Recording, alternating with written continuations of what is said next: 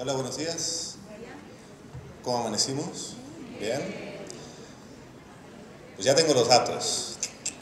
Están muy interesantes. Pero vamos a entregarlos después. Ahora lo que vamos a hacer es dar una... Tengo que ser de emoción, la verdad, sí, ¿no? Imagínense.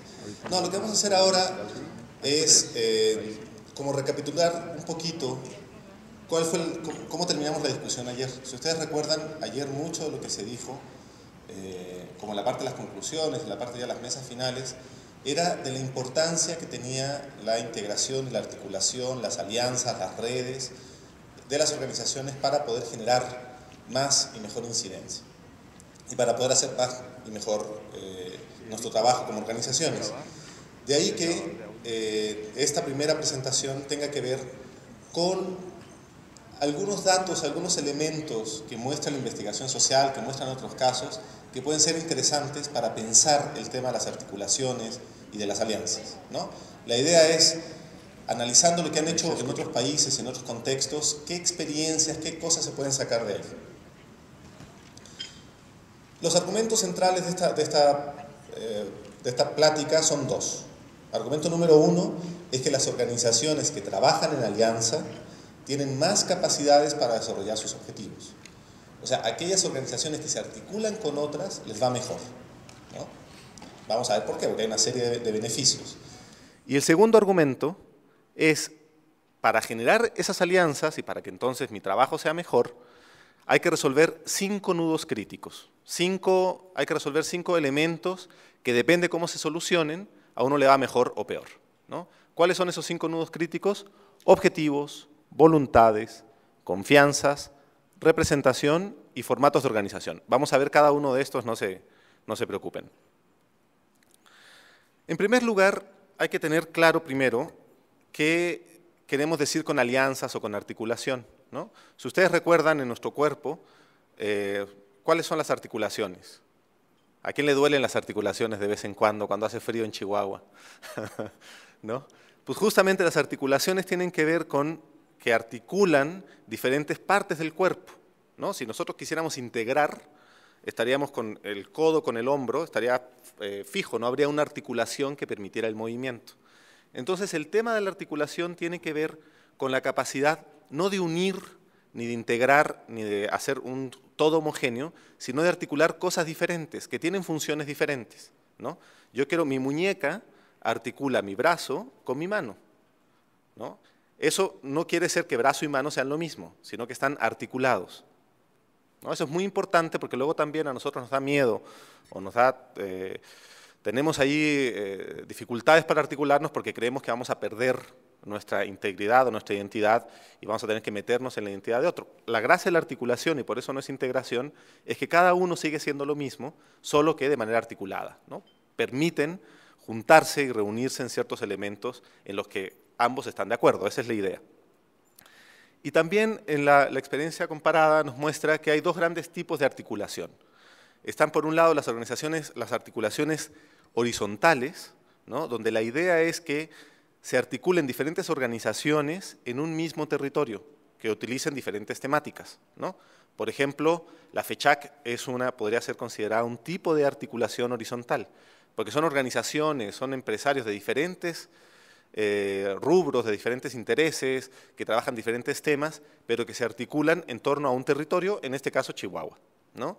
Pero en cada municipio o en cualquier tipo de territorio en el que nosotros podemos pensar que se pueden dar articulaciones horizontales. Por ejemplo, ¿quién viene aquí de Delicias? Levante la mano. Viene gente de Delicias. ¿Y ustedes se conocían? Eso justamente, aunque no trabajen en la misma organización, ni trabajen en la misma temática, si trabajan en un mismo territorio pueden articularse para ciertas cosas que le interesen a Delicias, ¿no? Y que a lo mejor para cosas sencillas o para cosas complejas no importa, pero que tienen una articulación horizontal. Pero además de la articulación horizontal hay otra que puede ser, o que denominamos nosotros articulación vertical, ¿no? Que lo que busca es que en diferentes territorios una misma temática pueda identificarse, ¿no? Entonces, por ejemplo, ¿quién trabaja aquí el tema del cuidado a los adultos mayores? Levante la mano. Por allá trabajan unos, por acá trabajan otros, ¿no?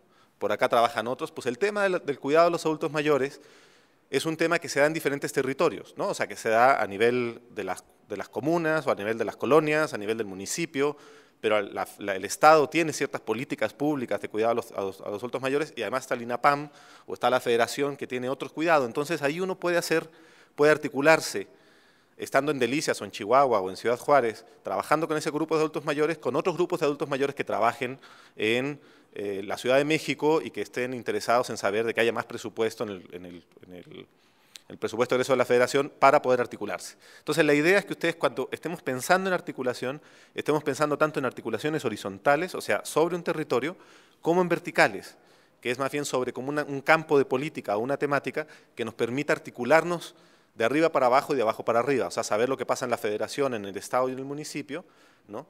Que trabajamos un mismo tema y también al mismo tiempo saber lo que pasa en nuestro municipio en diferentes temas o en nuestras localidades. Esa es la idea. ¿Claro? ¿Sí?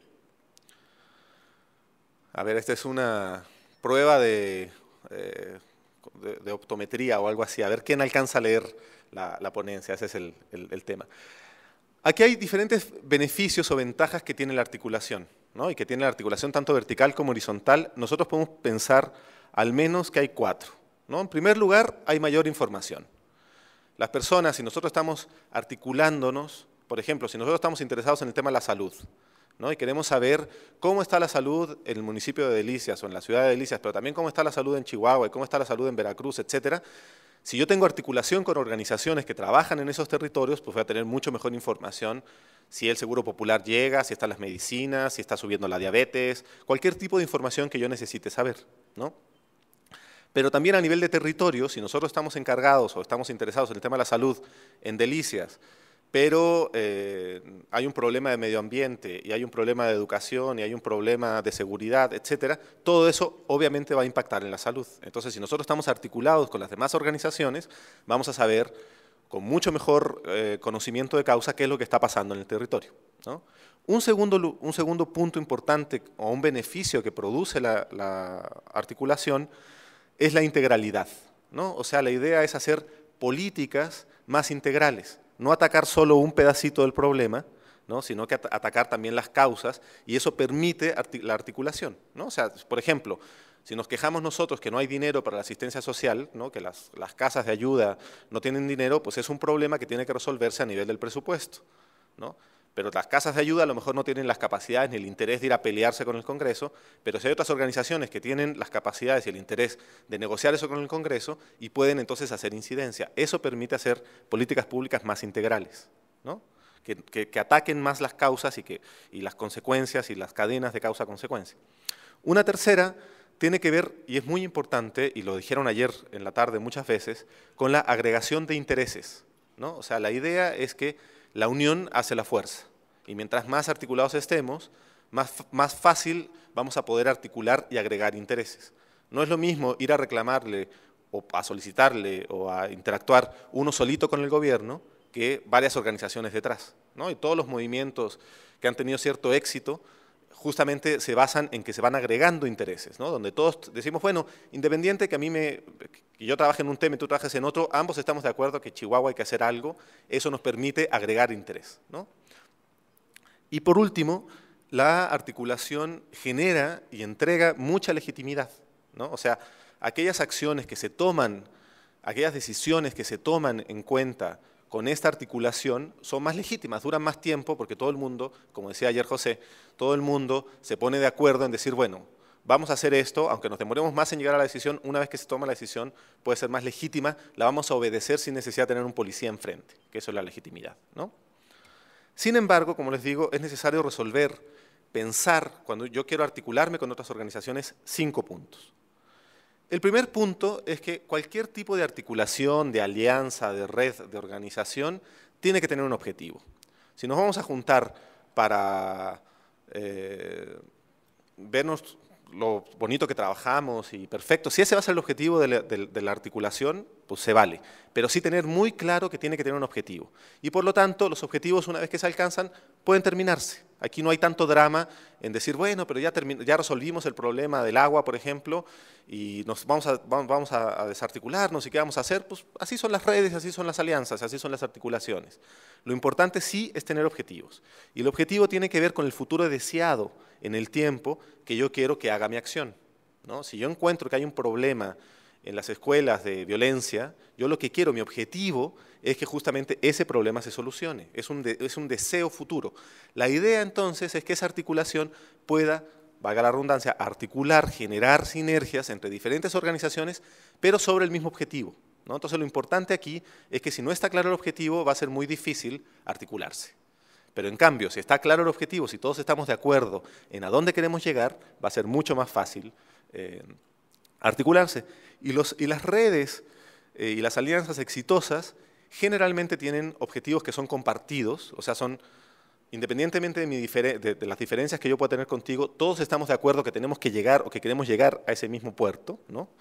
Son realizables, o sea, si nosotros tenemos como objetivo disminuir la ley de gravedad, pues la ley de gravedad va a estar ahí con o sin nosotros, digamos, ¿no? Tienen que ser realizables y tienen que ser los objetivos que generalmente funcionan son los objetivos que son medibles, ¿no? O sea que si yo quiero solucionar el problema de la salud en México, bueno, necesito entonces saber de todo ese problema de la salud, qué objetivo específico necesito y cómo voy a poder medir eso, ¿no? Para saber si como alianza logré o no mi objetivo. Pero no basta solo el objetivo, ¿no? Perdón, aquí para que un objetivo cumpla con sus funciones, digamos, ¿no? Que nos ayude a compartir, generalmente en la construcción de esos objetivos es donde está la clave, ¿no? O sea, nos vamos a poner de acuerdo para qué, ¿no? Y tú te quieres aliar conmigo, tú quieres trabajar conmigo, perfecto, ¿para qué? ¿No? Y en ese para qué y en esa discusión del para qué, generalmente es central. Primero, comprender que los objetivos son legítimos, o sea, que se dieron a favor y se dieron por medio de procesos de deliberación, de diálogo, de discusión, de negociación, de bueno, yo quiero esto, pero tú quieres otro, bueno, pero entonces a mí no me conviene esto porque mi organización pierde, no sé qué. Ese tipo de discusiones que son muy sanas son las que generan objetivos legítimos, ¿no? Que son además precisos, como les decía, no confunden la parte con el todo, ¿no? Si yo quiero solucionar el problema de diabetes en la comunidad X, bueno, ¿qué tengo que hacer entonces en ese proceso? No en la diabetes en general o no en la salud en general, sino procesos mucho más concretos.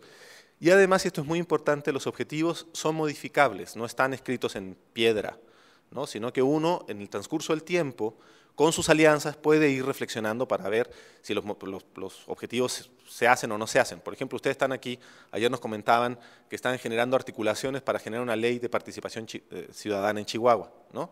Eso puede ahí claramente, bueno, el objetivo entonces es tener una ley que sea de vanguardia y que proteja el derecho que tenemos todos nosotros a incidir en el espacio público, que es la participación. Entonces podemos ir viendo cuáles son los objetivos y podemos ir reflexionando si lo que queremos es eso, lo que queremos es que se cumpla la ley, que se apruebe nuestra reforma, etcétera, ¿no? O sea, ahí se pueden ir negociando y platicando los objetivos. El segundo punto son las voluntades, ¿no? O sea, no basta tener solo la idea y la necesidad, sino también hay que tener la voluntad de articularse, ¿no? Y esa voluntad, por Dios, cómo cuesta, ¿no? Cuando uno va al diccionario, la voluntad tiene que ver con dos grandes ideas, ¿no? Con una idea de intención, o sea, para tener voluntad, tiene que ver con la intención de querer hacer algo, ¿no? Los deseos de fin de año, ¿no? Y ahora que se van acercando el fin de año, yo este año sí me pongo a estudiar inglés, sí bajo de peso, eso es la intención, ¿no? Yo ahora sí le escribo a mi mamá todas las semanas, ¿no? Esa es la intención, la voluntad. Pero además de la intención se necesita la segunda parte, que es la disciplina, ¿no? O sea, que es que una vez que yo tengo la intención, es disciplinarlo, ¿no? O sea, es decir, bueno, estoy a dieta, entonces no voy a comer menos pan, o menos tortillas, o menos burritos, que está difícil aquí en Chihuahua, porque están muy buenos. Pero, y eso tiene que ver entonces con la disciplina de hacer o no hacer las cosas. Si nosotros tenemos voluntad de asociarnos, tenemos ideas de asociarnos, ganas de asociarnos, esto también en cualquier organización, pues yo necesito la intención, o sea, querer hacerlo, ¿no? Pero también la disciplina. Una vez que ya me comprometí a asociarme, pues también tener la disciplina de tener en mi facultad de libertad, seguir con las cosas que implican la asociación, ¿no? Por ejemplo, si, cualquier organización tiene que tener estas cosas, ¿no? Si ustedes piensan en sus propias organizaciones, también se necesita objetivos y se necesita voluntad, ¿no? O sea, sin voluntad pues está muy difícil. Y en articulaciones pues es más importante todavía la voluntad y la disciplina, ¿no? O sea, quedar de acuerdo que si la organización A hace una cosa y la organización B hace otra cosa, pues que haya la disciplina para que la A y la B hagan las cosas que se comprometieron, ¿no? Y en ese sentido, la voluntad para trabajar en equipo implica interés y compromiso. Si yo no tengo interés, si el objetivo que la red o la alianza o la articulación me propone a mí no me hace sentido, yo no lo siento mío, pues va a ser más difícil que yo tenga la intención y que tenga la disciplina, ¿no? Implica también dinámicas de construcción incluyentes, ¿no? La idea es que para que sean legítimos, para que nosotros estemos de acuerdo, tienen que estar incluyentes. Las redes que funcionan son redes que son abiertas, o sea, son redes que expresan la mayor cantidad de voces posibles, ¿no? Porque son justamente las que permiten el diálogo y llegar en ese diálogo llegar al objetivo común y compartido, ¿no? Implican respeto, y es central, ¿no? El respeto con el otro para cumplir los acuerdos, pero también implican de nuevo flexibilidad, ¿no? O sea, estas cosas no son estructuras hiperfijas, sino que se pueden ir moviendo, son flexibles, uno puede ir dialogando sobre lo que sobre las voluntades, sobre lo que se puede hacer, sobre lo que no se puede hacer, etc. El tercer punto, y también lo conversamos ayer mucho, tiene que ver con la confianza, ¿no? Y la confianza, hay diferentes definiciones muy interesantes todas. Hay, por ejemplo, un autor polaco que se llama Peter Pstonka, que dice, la confianza es una apuesta, ¿no? Yo estoy apostando a que la otra persona se va a comportar como se ha venido comportando en el pasado, ¿no? Esa es la confianza. Entonces la confianza tiene un mecanismo, es un mecanismo muy útil para reducir la incertidumbre, ¿no? Si yo no sé qué va a pasar mañana, pues yo tengo que confiar en que, por ejemplo,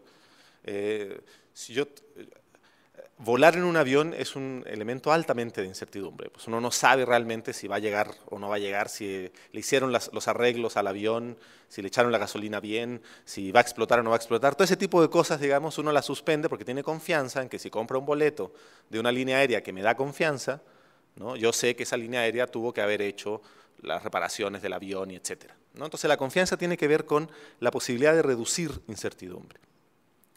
Y la confianza, como muchas cosas, se puede construir, pero también se puede destruir, ¿no? Y nosotros, seguramente en nuestra biografía, tenemos muchos casos donde construimos confianza, pero también donde se destruyó la confianza.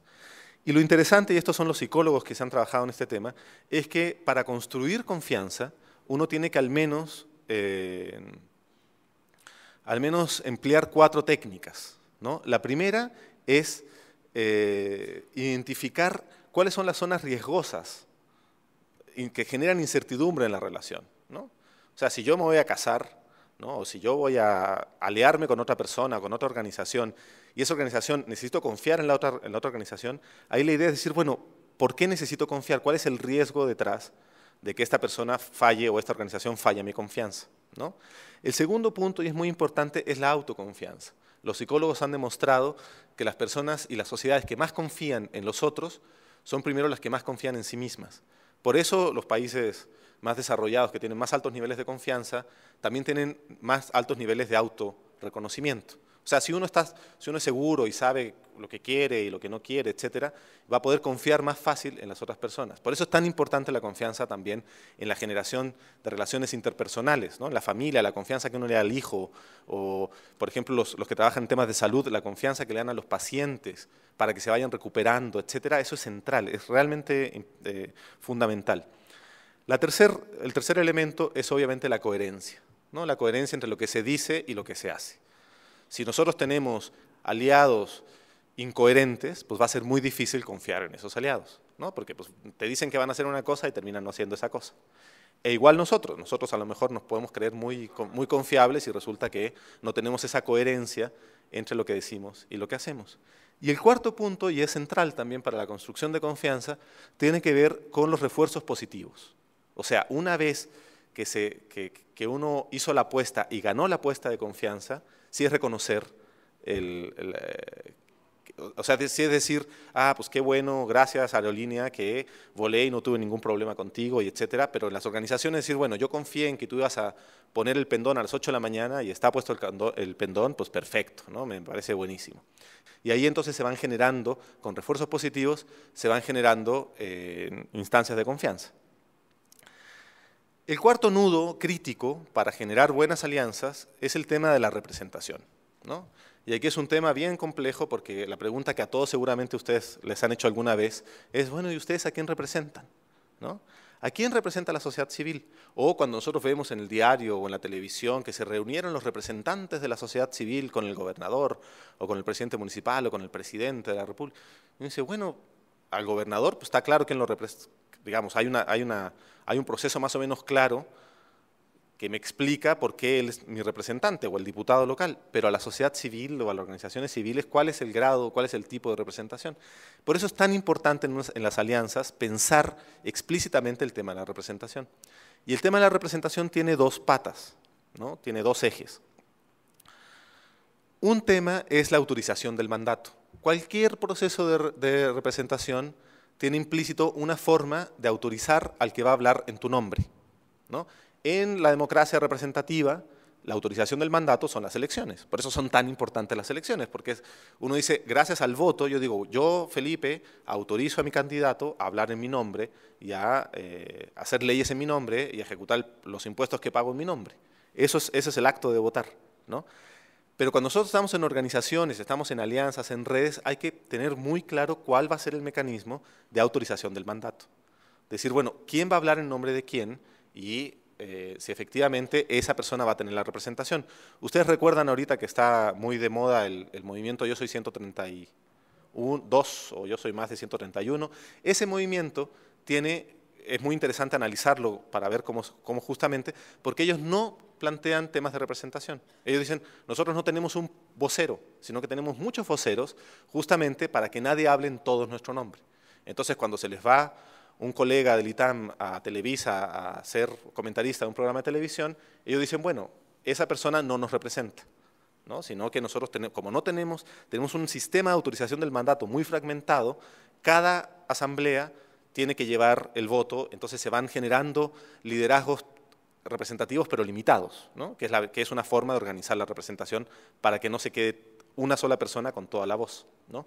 Nosotros cuando estemos pensando en organizaciones o en alianzas o en articulaciones de organizaciones civiles y de ONGs y de grupos de autoayuda, etcétera, sí tenemos que tener muy claro cuáles son los procesos de autorización del mandato y cuál va a ser el límite de la autorización del mandato, ¿no? Por ejemplo, los yaquis, ¿no? Ahora me pongo en mi cachucha antropólogo, o los mapuches en Chile, ¿no? Que son grupos indígenas, ellos tienen portavoces. De hecho, la palabra tlatoani, ustedes recuerdan que era el jefe de los mexicas, tlatoani significa el portavoz, ¿no? Entonces ellos solo autorizan la voz, pero en cualquier minuto el representante comunal de los mapuches, de los yaquis, tiene que rendir cuentas a la asamblea. Tiene que decir, bueno, yo no estoy hablando en nombre de todos los yaquis, sino en esta oportunidad específica, para este tema específica, yo soy el portavoz de la comunidad. En este caso, entonces hay que pensar muy bien, hay que tener muy claro cuáles son los procesos de autorización del mandato. Pero el mandato es solo la primera parte del proceso de representación. La segunda parte, y es central, es el de la rendición de cuentas, ¿no? O sea, es una vez que el representante nos está representando, que nos rinda cuentas a nosotros, los dueños de la soberanía, sobre lo que está haciendo. Por eso que en la democracia representativa es tan importante el tema de la rendición de cuentas hoy día, ¿no? Porque nosotros ya no son dictadorzuelos ni son reyesuelos que uno les da el voto y no los ve cada 3 años o cada 6 años, ¿no? Que es lo que muchos son, sino que tenemos que estar todo el rato entre elecciones vigilando y pidiendo respuestas y pidiendo explicaciones sobre lo que hacen nuestros gobiernos, porque esa es la forma, porque lo podemos hacer nada más ni nada menos porque nosotros somos los representados, nosotros somos los jefes, ¿no? Nosotros somos los que en nosotros reside la soberanía y nosotros la cedemos parcialmente y temporalmente por medio de las elecciones, pero la soberanía sigue siendo del pueblo, ¿no? Eso lo dice la Constitución. Entonces es muy importante que cuando nosotros estemos pensando en alianzas, estemos pensando entonces en estos procesos de articulación tengan que ver con procesos de autorización del mandato, pero también de rendición de cuentas, ¿no? Nosotros hicimos, por ejemplo, una investigación en México sobre estos consejos consultivos. Y resulta que las organizaciones gubernamentales que participaban en estos consejos daban muy poca información sobre lo que se hacía en esos consejos, ¿no? Y estaba eso muy mal. Y le preguntamos a las organizaciones civiles que estaban participando en esos procesos, oiga, ¿y usted pone en su página de internet, organización civil, los resultados de lo que está haciendo en este consejo? ¿Qué creen que resultó? ¿Que sí o que no? No, pues en efecto, tampoco daban ellos información a sus representados sobre lo que estaban haciendo, ¿no? Entonces ese punto es muy importante para que no se nos olvide cuando estemos pensando en articulaciones. De ahí que las alianzas, las redes importantes, tienen procesos y tienen claridad en los instrumentos de autorización del mandato y de rendición de cuentas, ¿no? O sea, piensan y deciden qué tipo o qué tipos de mecanismos de autorización del mandato y de rendición de cuentas van a generar para que sean una alianza exitosa, ¿no? Y ahí hay tres ejemplos que ya más o menos lo he venido explicando, pero uno son los órganos colegiados, o sea, una buena forma de tener representación limitada y poder limitar a la representación son los órganos colegiados. Por eso que las empresas tienen consejos de administración, por ejemplo, ¿no? Porque no es solo una persona que toma la decisión, sino que es una decisión colegiada y eso permite en esa deliberación tomar mejores decisiones. Pero también permite responsabilizar a esas personas. Entonces ahí es muy interesante que las redes puedan pensar en órganos colegiados. Una segunda forma son las vocerías rotatorias, ¿no? O sea, o rotativas, digamos, que no solo una persona vaya hablando en nombre de la organización, sino que se vaya rotando esa vocería cada cierto tiempo, ¿no? Hay algunas alianzas, por ejemplo, en Chile, que yo conozco, que cada 3 meses asume la presidencia del conglomerado una de las organizaciones, ¿no? Por default, o sea, cada 3 meses va cambiando el asunto para que ninguna organización vaya acumulando demasiado poder y vaya perdiéndose o vaya distanciándose el proceso de representación. Y otro elemento, otro mecanismo muy interesante es la representación por sorteo, ¿no? O sea, es que también del conjunto de los asociados o de las organizaciones que están trabajando ahí, que se sorteen esas vocerías, ¿no? Que eso puede ser un proceso de autorización del mandato también diferente al del voto secreto, pero también puede ser muy útil, ¿no? Porque también eso va generando capacidades en las propias organizaciones. Los que les gusta pues, la cámara y eso, pues no van a tener problema, pero hay muchas organizaciones que no les gusta la cámara, que no les gusta estar ahí y que pueden ir desarrollando ese tipo de capacidades también, ¿no? Entonces tiene sus beneficios y sus perjuicios. ¿Hasta aquí alguna duda? ¿Más o menos bien? El quinto punto es quizá el más engorroso, pero es quizá el más importante en términos de operación, que tiene que ver con los formatos, con la administración, con la gestión de estas redes y estas alianzas, ¿no? Y de ahí es importante entonces tener al menos 5 puntos claros, ¿no? El primer punto es la selección de los participantes. O sea que tiene que quedar muy claro quién va a tener voz y voto, quién va a tener voz, quién va a tener voto, cómo se va a comunicar, cómo se va a seleccionar la red o la alianza que nosotros estemos generando, ¿no?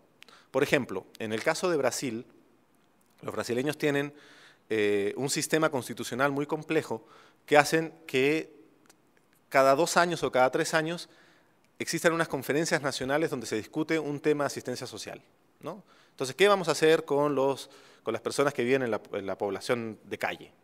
¿Qué vamos a hacer con los adictos, ¿no? Y todo el país se pone a discutir ese tema. Todas las organizaciones interesadas se ponen a discutir ese tema. Y el formato que ellos tienen son unos formatos que se llaman consejos. No se llaman consejos, se llaman conferencias. Y en las conferencias puede participar cualquier persona, cualquier vecino, sea brasileño o no sea brasileño, puede ir y dar su opinión, ¿no? Y esas conferencias van eligiendo representantes. De la local van a la municipal van a la estatal van a la federal y ahí se va discutiendo. Pero ahí el sistema es que todos pueden tener voz, ¿no? Hay otros mecanismos, otras alianzas, donde dicen, bueno, la verdad no todos van a tener voz, sino solo los miembros del colectivo. Entonces hay colectivos, por ejemplo, que uno tiene que asociarse con ese colectivo y que tiene que jugar las reglas del juego que ya tiene ese colectivo para poder entrar, ¿no? Entonces ahí todos esos procesos son muy importantes para saber cómo se seleccionan los participantes. El segundo elemento central es la dinámica de la deliberación, la dinámica de la conversación, de la participación, ¿no?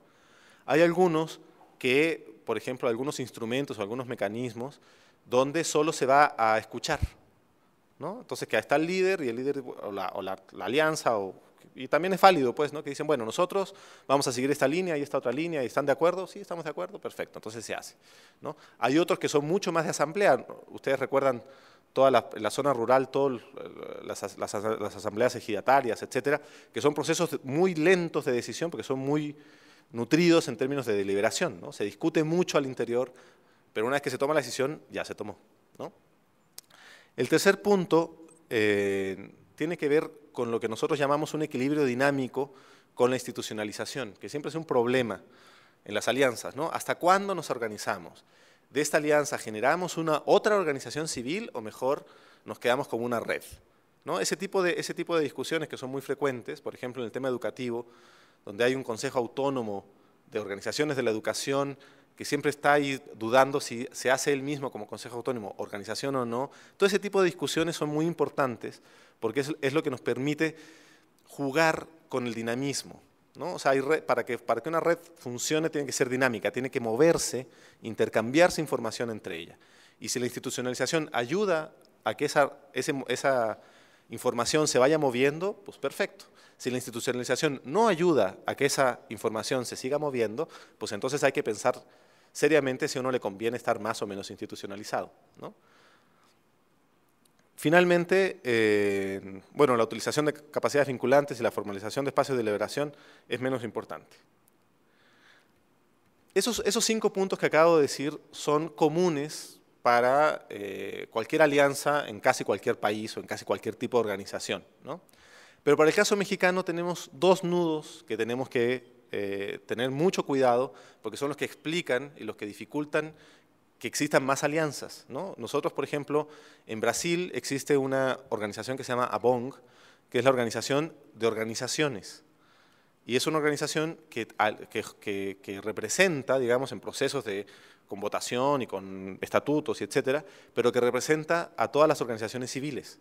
Entonces, cuando se está discutiendo en el Congreso una modificación para la ley del impuesto sobre la renta, pues es la ABONG la que tiene la posibilidad y la capacidad política de negociar con eso. Ya no es una organización chiquita, sino que ya es una que me está representando a mí. La Cámara de Comercio, las cámaras de comercio tienen esa misma lógica, ¿no? O sea, yo empresario chiquito, pues no puedo solo, entonces me voy aliando con los demás colegas y con eso vamos agregando intereses y podemos representar nuestros intereses de mejor forma, legítimamente y democráticamente. Aquí no, porque son intereses que me convienen a mí, pero también son intereses públicos. En el caso de las organizaciones, más claro todavía, porque son intereses más públicos todavía, ¿no?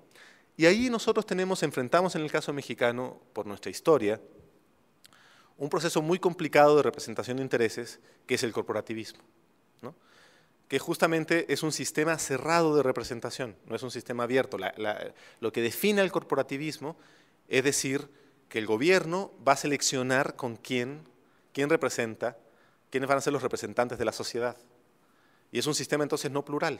Entonces, si todos los maestros están representados por un solo sindicato, ¿no? Entonces, eso hace realmente que ese sindicato, claro, tenga muchísimo poder, pero que yo soy maestro y no me siento representado en ese sindicato, no tenga ninguna otra forma de poder representar mis intereses, ¿no?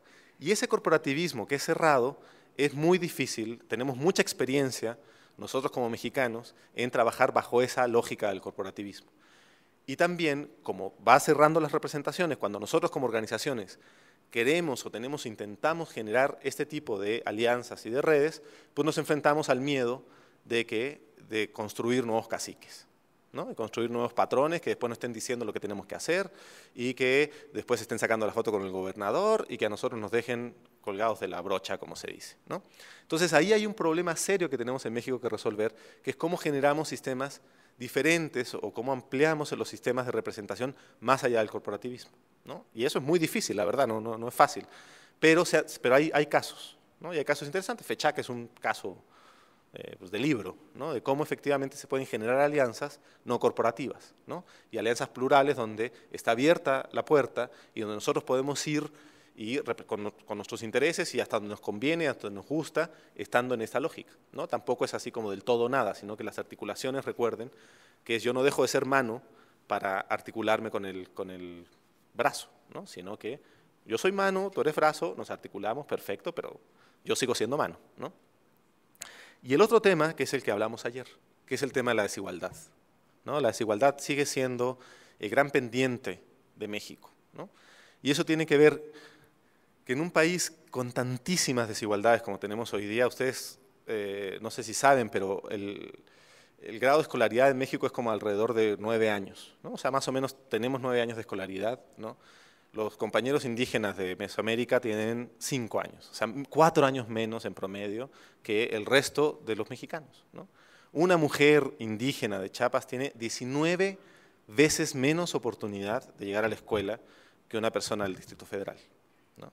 Entonces, el nivel de desigualdad es tal que hace muy difícil, complica mucho la articulación vertical y también la articulación horizontal, ¿no? Si nosotros en nuestros municipios tenemos a 3, 4, 5 riquillos o ricotes y tenemos al resto de la población con muchos problemas para conseguir trabajo y para conseguir empleo, etcétera, ¿cómo vamos a articular, cómo vamos a hacer públicos los problemas de ese territorio, ¿no?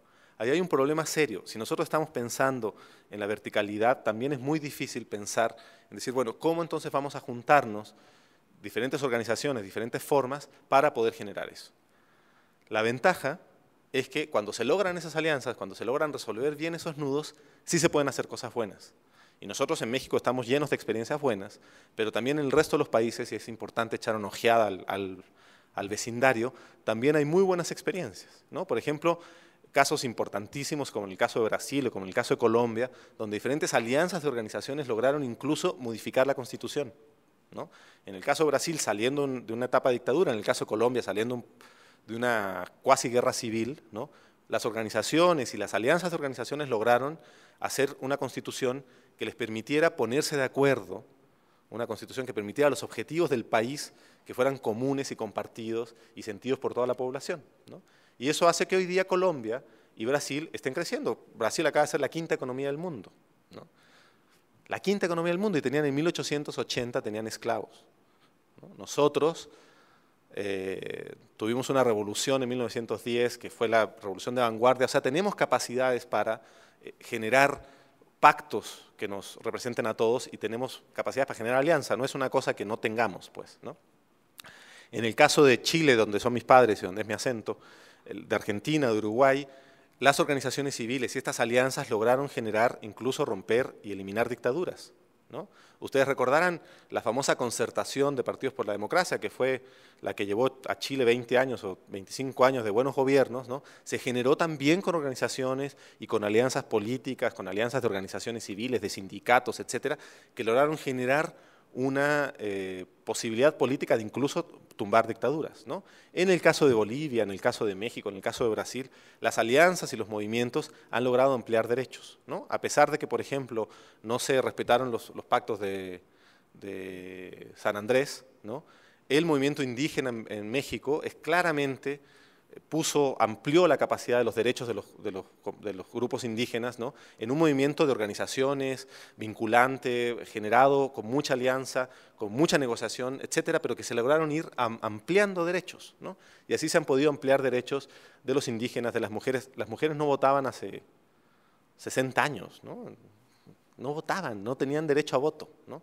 Y esas cosas se han logrado hacer gracias a la articulación y a la alianza, ¿no? De las organizaciones, de la sociedad, ¿no? Entonces realmente es importante el tema, ¿no? No es un tema menor. No sé, hasta aquí llega esta idea. Yo aquí, como ustedes pueden ver, no tengo recetas. Si tuviera recetas, pues hago mi libro y me hago más famoso que Cuauhtémoc Sánchez con sus textos, ¿no? Pero aquí la idea es más bien como compartir y que ustedes vayan reflexionando cuáles son los puntos críticos que no se nos pueden salir del tintero cuando estemos pensando en articularnos, ¿no? Pero sí que es central, que es esencial pensar en esas articulaciones, porque eso es lo que va a llevar a mejores resultados y a lograr los objetivos, ¿no? Muchas gracias por el tiempo. Si hay alguna pregunta, la respondo con mucho gusto. Mi correo electrónico está ahí.